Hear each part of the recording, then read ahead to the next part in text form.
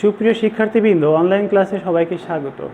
আমি মিলন কুমার, সহকারী শিক্ষক ভৌতবিজ্ঞান, যুগনগর মাধ্যমিক বালিকা বিদ্যালয়, ডুমুরিয়া, খুলনা। আজ আমি অষ্টম শ্রেণীর বিজ্ঞান বিষয়ের সপ্তম অধ্যায় নিয়ে আলোচনা করব। সপ্তম অধ্যায়ের নাম হচ্ছে পৃথিবী ও মহাকর্ষ। তো এই অধ্যায়ে যে টপিকগুলো নিয়ে আলোচনা করব তা হচ্ছে মহাকর্ষ, নিউটনের মহাকর্ষ সূত্র ও অভিকর্ষ। প্রিয় শিক্ষার্থীরা, তোমরা নিশ্চয়ই বিজ্ঞানী স্যার আইজাক নিউটনের নাম শুনেছ। বিজ্ঞানী নিউটন একদিন তার বাগানে আপেল গাছের নিচে বসে চিন্তা করছিলেন। সেই সময় হঠাৎ করে গাছ থেকে একটি আপেল তার সামনে মাটিতে এসে পড়ল। তো তিনি চিন্তা করলেন আপেলটি কেন মাটিতে পড়ল, মাটিতে না পড়ে উপর দিকে বা যে কোনো দিকে যেতে পারত।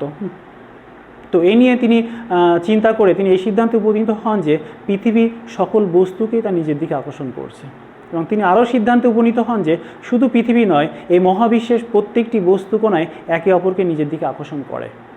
এই আকর্ষণই হচ্ছে মহাকর্ষ। আচ্ছা, তোমরা সবাই জানো আমাদের এই সৌরজগতে সূর্যকে কেন্দ্র করে 8টি গ্রহ আবর্তন করছে, প্রত্যেকে তার নিজ নিজ কক্ষপথে। অর্থাৎ এই গ্রহগুলো যে আবর্তন করতেছে এর পিছনের কারণ হচ্ছে এই মহাকর্ষ বল।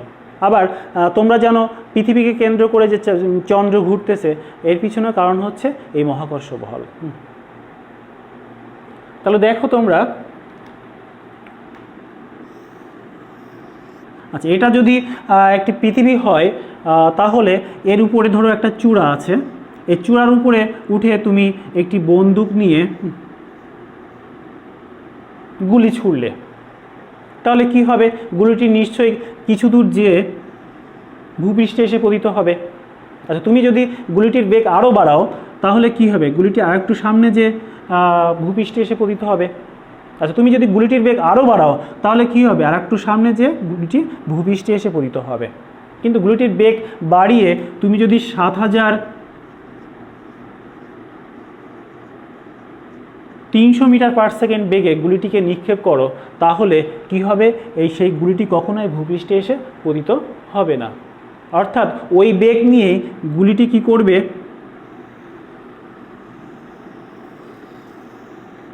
পৃথিবীর চারিদিকে আবর্তন করতে থাকবে। ঠিক তেমনিভাবে পৃথিবীর ক্ষেত্রেও ঠিক তেমনই হয়। দেখো,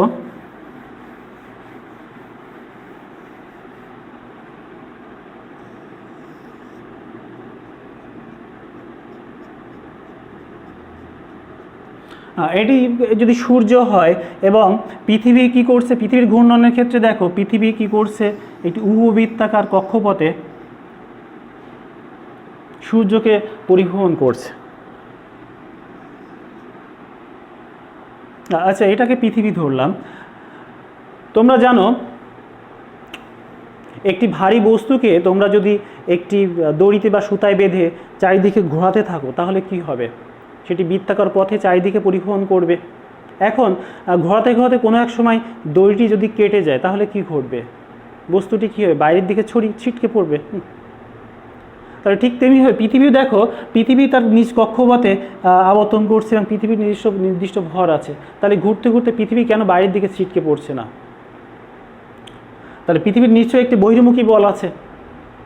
আচ্ছা, এখানে পৃথিবী যে ছিটকে যাচ্ছে না, তার নিজ কক্ষপথে থেকে আবর্তন করছে, এর পিছনের কারণটি হলো মহাকর্ষ বল। কারণ দেখো, এই পৃথিবী আর যেহেতু সূর্যের মধ্যে একটা আকর্ষণ বল আছে, সেই আকর্ষণ বলই হচ্ছে মহাকর্ষ বল। আবার এই পৃথিবীর আবার একটা বহির্মুখী বল আছে, যেহেতু পৃথিবী একটি নির্দিষ্ট বেগে সূর্যকে কেন্দ্র করে চারিদিকে পরিভ্রমণ করছে। এই বহির্মুখী বল এবং মহাকর্ষ বল পরস্পর সমান, যে কারণে পৃথিবী বাইরে ছিটকে যেতে পারে না। অর্থাৎ নিজ কক্ষপথে থেকে পৃথিবী কি করে? আবর্তন করে। আবার চন্দ্রের ক্ষেত্রেও ঠিক একই ব্যাপার। আমাদের পৃথিবীকে কেন্দ্র করে যে চন্দ্র আবর্তন করছে, এটাও ওই একই মহাকর্ষ বলের কারণেই কী করছে? পৃথিবীর চারিদিকে আবর্তন করছে।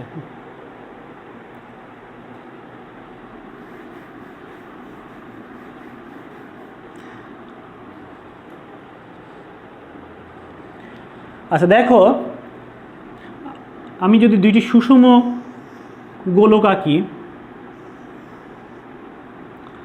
ধরলাম এই বস্তুটির ভর হচ্ছে m1 এবং এই বস্তুটির ভর হচ্ছে, এই গোলকের ভর হচ্ছে m2। এবং এই গোলকের কেন্দ্র এটা, এবং ধরলাম এই গোলকের সমস্ত ভর এই কেন্দ্রে নিহিত আছে, তাহলে এটা হবে কি ভর কেন্দ্র। আবার m2 ভরের বস্তুর ভর কেন্দ্র হবে এইটা।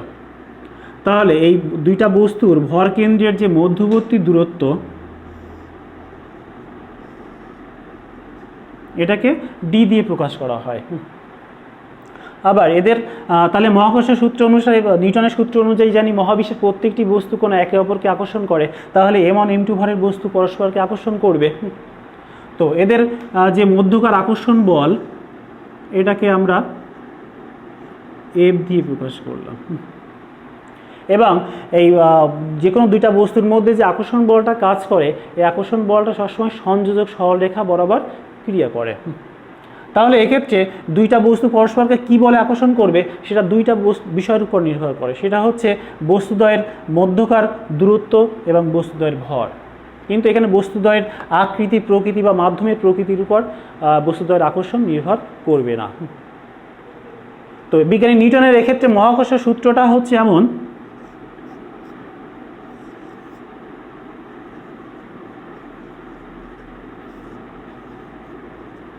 অর্থাৎ দেখো এই বস্তুদ্বয়ের মধ্যবর্তী যে আকর্ষণ বল, এই আকর্ষণ বলটা হচ্ছে কি হচ্ছে বস্তুদ্বয়ের ভরের গুণফলের সমানুপাতিক এবং বস্তুদ্বয়ের মধ্যবর্তী দূরত্বের বর্গের ব্যস্তানুপাতিক। অর্থাৎ কেমন হবে, বস্তুদ্বয়ের ভর যত বৃদ্ধি হবে আকর্ষণ বল তত বৃদ্ধি হবে, আবার দূরত্ব যত বেশি হবে আকর্ষণ বল তত কম হবে। কারণ দূরত্বের সাথে আকর্ষণ বলটা কী অনুপাতে আছে, ব্যস্তানুপাতে আছে। অর্থাৎ ভরকে যদি বস্তুদের ভরের গুণফল যদি দ্বিগুণ করা হয়, তাহলে আকর্ষণ বলও দ্বিগুণ হবে। বস্তুদের ভরের গুণফল যদি 3 গুণ করা হয়, আকর্ষণ বলও 3 গুণ হবে। কিন্তু এক্ষেত্রে দেখো আকর্ষণ বল যেহেতু দূরত্বের সাথে ব্যস্তানুপাতিক, কাজে এক্ষেত্রে মধ্যবর্তী দূরত্ব যদি দ্বিগুণ বাড়ানো হয়, তাহলে এদের আকর্ষণ বল কী হবে, পূর্ববর্তী আকর্ষণ বলের 4/1 হয়ে যাবে। আবার একইভাবে দূরত্বকে যদি 3 গুণ বাড়ানো হয়, তাহলে কী হবে, আকর্ষণ বল পূর্বের আকর্ষণ বলের 9/1 হয়ে যাবে। আচ্ছা, এটাকে আমরা যদি সমানুপাতিক চিহ্ন যদি আমরা তুলি দিই, তাহলে সেক্ষেত্রে কী করতে হবে, একটা সমানুপাতিক ধ্রুবক আনতে হবে এবং এই সমানুপাতিক ধ্রুবককে বড় হাতের G দিয়ে প্রকাশ করা হয়।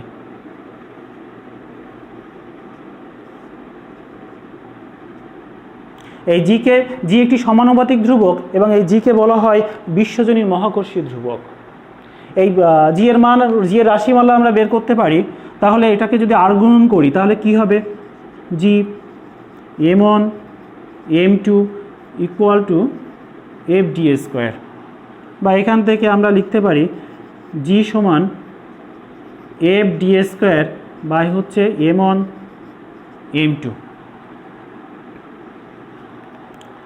আচ্ছা, এখানে দেখো এক্ষেত্রে এর থেকে আমরা কি করতে পারি, জিকে মহাকর্ষীয় ধ্রুবককে সংজ্ঞায়িত করতে পারি। এখানে দুইটা বস্তু, এই দুইটা বস্তু প্রত্যেকের ভর যদি 1 কেজি করে হয় এবং বস্তুদ্বয় যদি পরস্পর থেকে 1 মিটার দূরত্বে থাকে, তাহলে সেক্ষেত্রে আমরা লিখতে পারি m1 সমান m2 সমান 1 কেজি এবং মধ্যবর্তী দূরত্ব d সমান 1 মিটার। তাহলে সেক্ষেত্রে কি হচ্ছে, f ইন্টু 1² ভাগ হচ্ছে 1 গুণ 1 সমান f। অর্থাৎ সেক্ষেত্রে জি সমান f হচ্ছে। অর্থাৎ আমরা বলতে পারি m1 m2 ভরের বস্তু, অর্থাৎ প্রত্যেকের ভর 1 কেজি, 1 কেজি ভরের দুইটি বস্তু পরস্পর থেকে 1 মিটার দূরত্বে থাকলে পরস্পরকে যে বলে আকর্ষণ করে, সে আকর্ষণ বল জি এর সমান। তাকেই আমরা কি বলবো, মহাকর্ষীয় ধ্রুবক বলবো। আচ্ছা, এখান থেকে আমরা মহাকর্ষীয় ধ্রুবকের এককটা বের করতে পারি। দেখো তাহলে জি সমান আমরা কি পেয়েছি, FD² বাই m1 m2। তাহলে বলের একক, এফটা হচ্ছে বল, তো বলের একক আমরা জানি এসআই একক হচ্ছে নিউটন এবং দূরত্বের একক হচ্ছে মিটার, তার স্কোয়ার ভাগ হচ্ছে ভরের গুণফল, তাহলে কি ভরের একক হচ্ছে কেজি, তাহলে কি হবে কেজির স্কোয়ার, বা এখান থেকে আমরা লিখতে পারি নিউটন মিটার স্কোয়ার পার কেজির স্কোয়ার। আচ্ছা, এই যেহেতু জিটা হচ্ছে বিশ্বজনীন মহাকর্ষীয় ধ্রুবক এবং এর একটি নির্দিষ্ট মান হচ্ছে, সেই মান হচ্ছে 6.67 into 10⁻11 newton metre square per K G square.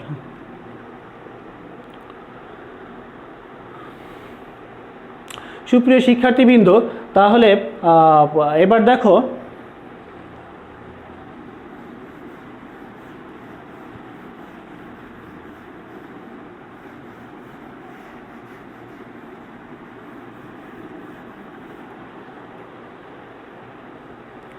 এবং এই দুইটি বস্তুর মধ্যে যদি একটি পৃথিবী হয় তাহলে কেমন হবে? অর্থাৎ এটার ভর ধরলাম এম আর এটার ভর হচ্ছে এম, এটা হচ্ছে পৃথিবী। তাহলে পৃথিবীর কেন্দ্র এবং এই বস্তুর ভর কেন্দ্র এদের মধ্যকার দূরত্ব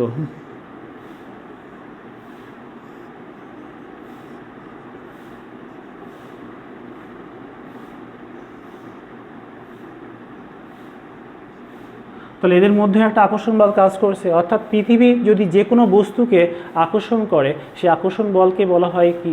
অভিকর্ষ বল। অর্থাৎ আমরা বলতে পারি পৃথিবী কর্তৃক যে কোনো বস্তুর মধ্যে যে আকর্ষণই হচ্ছে অভিকর্ষ। আচ্ছা, তোমরা দেখো, তোমরা যদি ভূমি থেকে তোমরা যে লাফ দিয়ে উপরে ওঠার চেষ্টা করো তাহলে কি হবে? কিছু উপরে উঠে আবার আমরা কি করি?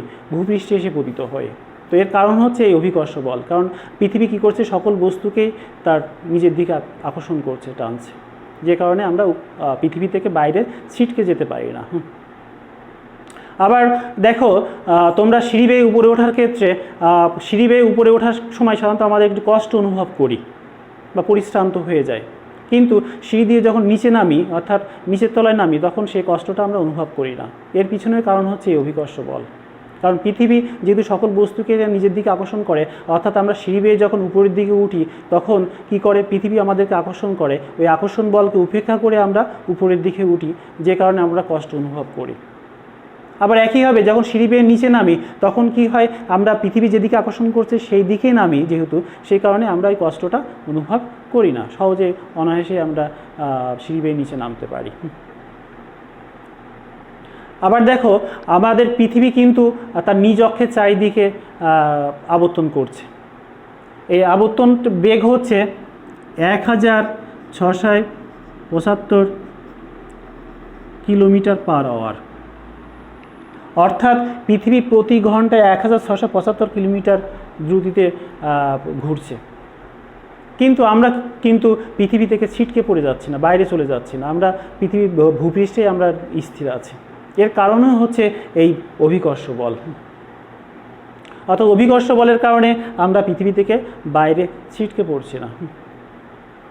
তো সুপ্রিয় শিক্ষার্থীবৃন্দ, আজকের ক্লাস আমরা এখানে সমাপ্ত করছি। তোমরা সবাই ভালো থাকো, ধন্যবাদ।